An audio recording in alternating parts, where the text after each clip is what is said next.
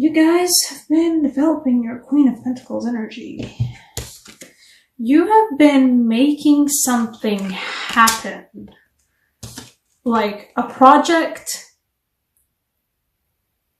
that's all about the reality. Stable, and you've been making some magic with it. And it's been going good. You know, it's been going good, but you've also been staying on the down low about it. There's a certain protectiveness you have over this, and I kind of feel like it's not warranted this time. You know, protectiveness can be overprotectiveness, but in this case it feels like, you know, this project, whatever it is you've been working on, a new side hustle, perhaps even something artistic, a project of any kinds concerning work or leisure, and this one's your baby. You've been taking care of it and you've been feeling protective over it. And I feel like this case, it might be just a little bit justified because, I mean, this Page of Swords is you finally getting some, like, news about some certain part of development about it. So good for you if you've been waiting for that message. You're getting it. But I feel like there is a certain danger, specifically looking at this aggressively nasty sword teeth swan creature that this deck has as its sword symbol. There is danger there, so I don't begrudge you. Like, this was definitely founded, and good on you guys for keeping it safe, because there is better to keep still on the down low about this project if you feel like, you know, it's close to coming to fruition, it's close to being, you know, the last bit of transformation before it, like, finally blooms and it's wonderful and it's great. I feel like you might be tempted to run your mouth a bit or to hint at some people, but stay wary of the people who might figure out what's going on and coax more information out of you than you necessarily would like to give. Because there might not be any consequences of you running your mouth too much initially, but there will be some down the line if you actually do run your mouth. I also do have a Six of Chalices here, and I don't feel it in the rest of the cards. They don't. Okay.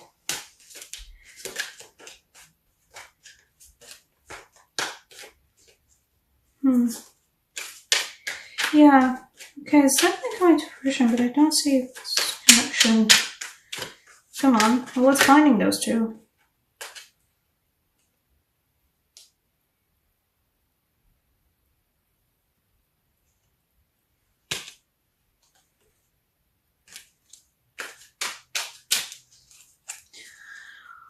For the Six of Chalices, I first pulled out the World for it, and just after that, the Five of Chalices.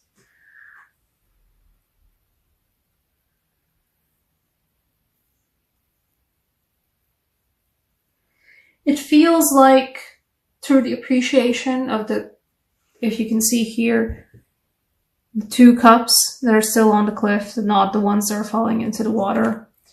By the appreciation of those two of cups that are still standing, that's the lesson you need to be learning.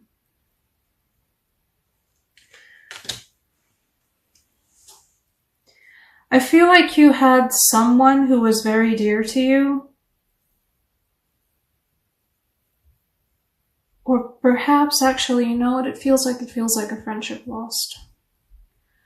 It feels like a friendship that was, if you guys had, you know, any friends or any just one friend who's been like your friend, your person throughout your whole lives, you know, the friend who you had ever since you were kids, you know, they were always there for you, but something, you know, has happened, or actually in this case, it feels like life just, you know, did its thing, where it's great if people keep going along parallel to each other, but at some point the paths just might naturally slip apart. Somebody might go somewhere else, another person might go the other way.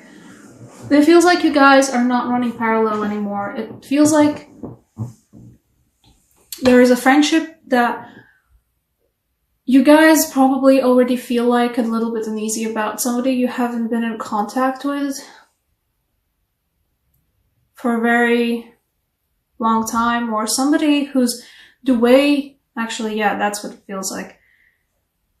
You've been talking with the same people, you know, the same way, and it's always been the same interaction. It's always been great. It's always been so good for you. But lately, you've noticed that you're starting to talk in different languages. You're starting to talk about different topics.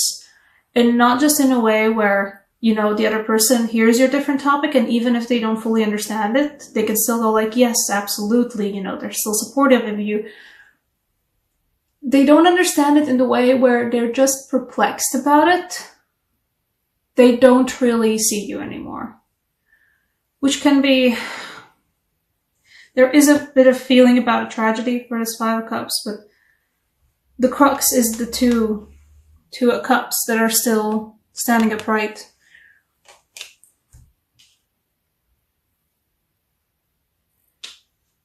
You know, somebody might be going out of your life, or not fully going out of your life. It might be just a friend who, you know, you're still friends with, but they can't be the person for you anymore. They can't be like your actual, like, most important person who fully understands you anymore. They just don't understand you anymore, because that happens, especially with friends who we've had for a really, really long time, and with friends who we've been walking, you know, the same roads for so long, and at one point your roads diverged, but you were still essentially walking the same path, and then at one point you weren't. And it's always tragic, though. But through this, there is a potential for you guys to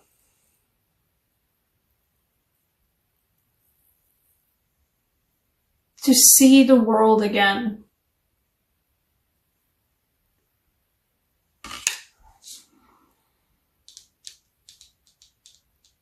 Give me a moment.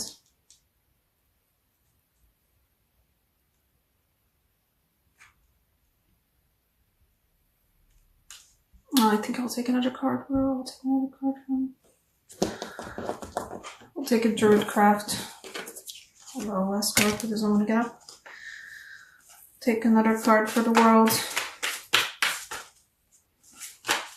Because the World in this case, I see where it's coming from, but I don't understand the world in what way, you know?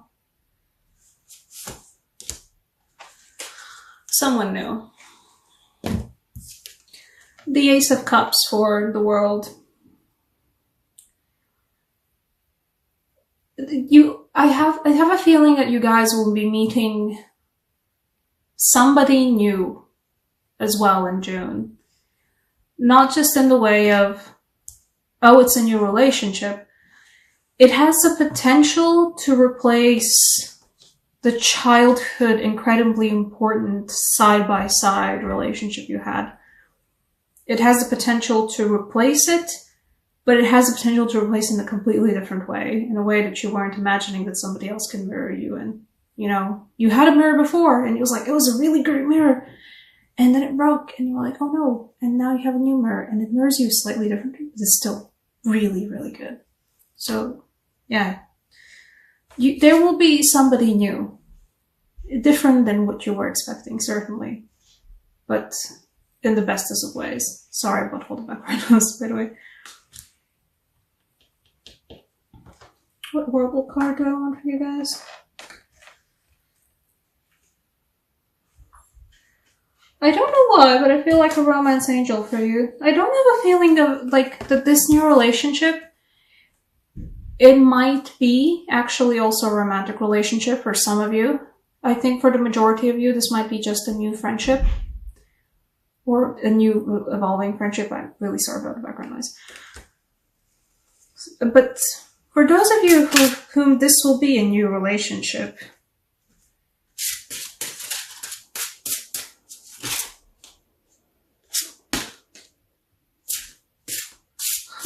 okay.